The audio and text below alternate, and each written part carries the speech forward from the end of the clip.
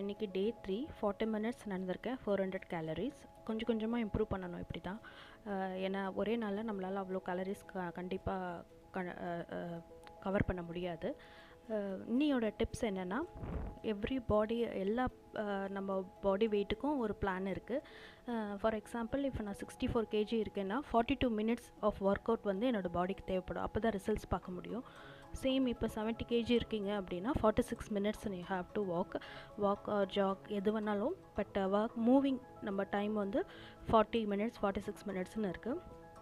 You can 40 minutes of our body weight, அதுதான் target.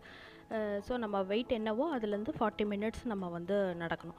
அப்போ தான் நமக்கு வந்து ரிசல்ட்ஸ் பார்க்க முடியும். நீங்கள் ட்ரை பண்ணி பாருங்கள். இது சயின்டிஃபிக்கலி ப்ரூவன்னா கேட்டால் இல்லை, கிடையாது. நம்ம எப்போ வாக்கிங் போனாலும் எக்ஸசைஸ் பண்ணாலும் ஜிம் போனாலும் 20 மினிட்ஸ் போதும் 15 மினிட்ஸ் போதும் நம்ம ஃபிக்ஸ் பண்ணிவிடுவோம். ஸோ அந்த மாதிரி ஃபிக்ஸ் பண்ணாமல் நம்ம பாடி வெயிட்டுக்கு ஏற்ற மாதிரியான 40 மினிட்ஸ் நம்ம ஃபிக்ஸ் பண்ணோன்னா நம்ம ரிசல்ட்ஸ் பார்க்கறது ஈஸியாக இருக்கும். Subscribe to my channel, follow me.